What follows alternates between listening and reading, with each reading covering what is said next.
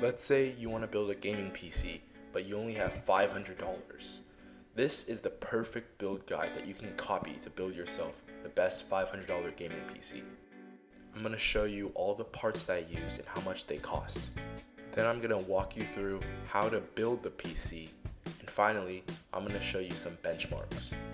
For only $500, this gaming PC runs CS2 at 130 FPS, Fortnite at over 160 FPS, and Hogwarts Legacy over 90 FPS on max settings. And don't worry, all the links will be in the description. Before we get into it, I'm gonna ask that if you find the video interesting or helpful, please consider subscribing as it helps me a lot with the algorithm. Alright, let's go. For $9, I picked up the Xeon E5 1650 V3. Its insanely cheap price allows us to squeeze every dollar out of our budget, and its 6 cores and 12 threads allows it to compete with modern i3s in terms of gaming performance. In an effort to squeeze every dollar out of our $500 budget, I went with this X99 motherboard. For only $40 on eBay, this board provides some of the best value on the market. Combined with our E5 chip, this combo is the best performance to dollar value you can get from any combo in the market. For $60, get a 16GB kit of DDR4. The RAM situation, as we all know, is very bad right now and prices are extremely high. So 16 gigs of DDR4 is probably the best you'll be able to do even with a higher budget. Just don't open too many Chrome tabs at the same time while you're playing games and voice chatting on Discord. To keep our CPU nice and chilly, I went with this Thermalright 240mm AIO. It's a water-cooled cooler that's usually $45 or less on Amazon, and the price has been consistent for a very long time. This cooler is certainly better in performance than single tower air coolers, although it is slightly more expensive. Thermalright is one of the only companies that has X99 mounting kits for its coolers, so that's why I had to go with this cooler. For only $100, I picked up the GOAT of all NVIDIA graphics cards, the GTX 1080 Ti. What can I say? This is the GOAT. 11 gigs of VRAM ensures that you're still going to be playing really nice in modern games. And I even picked up this really nice Asus Strix model. In order to not let any dollar go to waste, I went with the Thermaltake Smart 500 watt power supply. This isn't the best power supply out there, but it actually has 500 watts on the 12 volt rail, which most cheap power supplies don't have. The case in question is this Dark Flash fish tank white case with 3 included ARGB fans. However, I am going to be swapping out the fans for better looking ones. The fans we're going to be using in this build are the Thermalright S12WS. These are fans that have RGB in the middle and in a ring around the fan. I like the way these look, so I'm going to be using these fans. I'm going to be using 2 packs which cost under $30 on Amazon. This motherboard does not come with 3-pin ARGB, so we're going to have to buy a $10 ARGB hub in order to control the lights and power them on. Of course, to make this build look clean, we're going to be using these white cable extensions. They're $15 over on Amazon. In total, everything costs $420 before tax. After tax, that should run you under $460. Great news, we're well within budget, so let me show you how to assemble these parts. Step 1 of the build, you want to install the CPU. Start with removing these 2 arms and opening up this hatch so that you can remove the plastic cover of the CPU socket. Then take your CPU, turn it upside down so that the notches align with the socket, and gently set it in, give it a little wiggle, and then now you want to close the socket, push down the 2 arms. Next up, apply your thermal paste. You should apply some in the middle and also a bit on the sides because this is a larger CPU. Take the mounting hardware from your CPU cooler and mount it onto your X99 motherboard. Now open the latches on the side of the RAM slots and plop in your RAM sticks. Next step is to put the motherboard in the case. Insert the I/O shield and put your motherboard on the standoffs.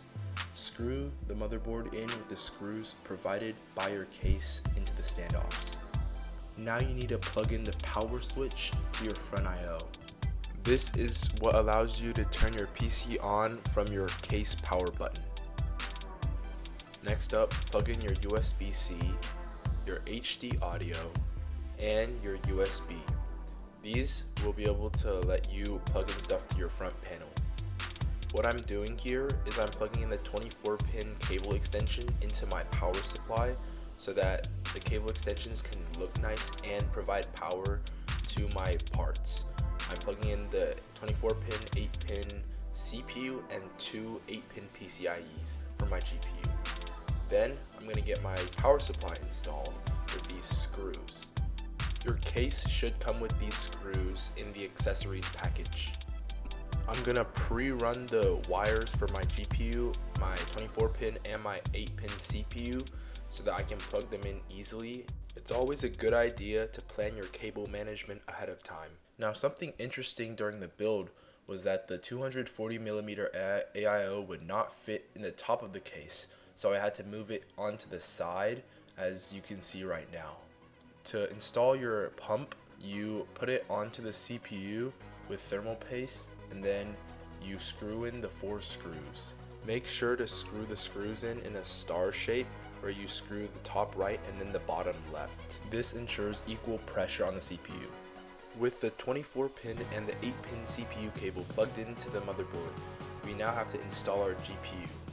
Once we plug in our GPU to the PCIe bracket, we need to plug in our PCIe power cables. If you didn't know, all power supply cables can only go in one way because there is a clip.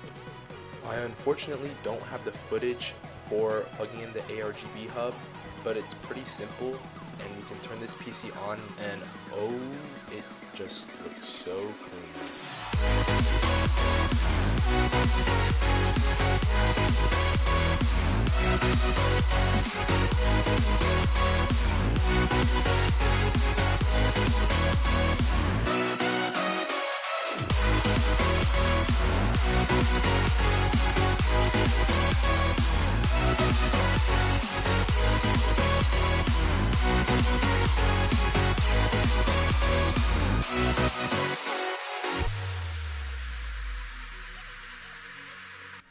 We finished building the PC, now we need to look at the performance numbers.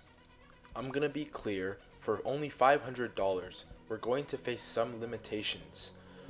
Our CPU is not built on the most modern architecture, and Fortnite is a very CPU intensive game. If you look at our CPU and GPU usage up on the top left, our CPU is getting used around 60% while our GPU sits at a measly 35%. Our GPU is barely doing anything in this game. Still, at 1080p performance mode, we manage a nice 161 FPS on average with a 46 1% low. Unfortunately, Fortnite is just a very stuttery game in nature, so when you're in intense fights, stutters do tend to happen. If you're gaming on this system, you're probably gonna feel pretty good and you're gonna be able to hit some clips, although I died here, but that's a skill issue. In CS2, I was averaging 140 FPS with a 1% low of 88. 1080p medium settings, you can see our CPU is only being used around 40% while our GPU is actually being taxed in this game. While Fortnite and other esports games like Valorant are very CPU intensive and having one fast CPU core such as a modern Intel or AMD CPU can do you wonders and get you hundreds of FPS, in CS2 I find that the graphics card often does a lot more of the heavy lifting. When compared to other PCs of this price point, you're going to see that this PC performs much better in GPU intensive games and even more so in 1440p and 4K. I see two major problems with the way that I spec'd out this build. One is the fact that I use 32 gigs of RAM, which is still very expensive. I'm only really using 10 to 12 gigs of RAM in esports titles like CS2 and Fortnite. As I said before, just save your money and go for 16 gigs. Two is the fact that I used a very old workstation CPU that has no upgrade path. It's pretty hard to beat the value of a $10 CPU and a $40 motherboard, but if you have the extra $50 to $100, go for an AM4 build with a Ryzen 5. Moving on to Hogwarts Legacy, this is a very demanding AAA title, and I have all the visual settings set to max settings, although we don't have ray tracing on as our GTX 1080 Ti does not support hardware ray tracing. Speaking of the 1080 Ti, one of its biggest advantages is its 11GB of VRAM, which handles modern games that require a lot of VRAM, way better than the 8 gigs of most mid-range cards that we can afford in this budget. For a very modern game releasing only last year, we're getting very respectable frame rates at 97 FPS on average and 74 for our 1% lows. Be sure to drop a comment on whether or not you like this PC build, and if you actually decide to build it, let me know.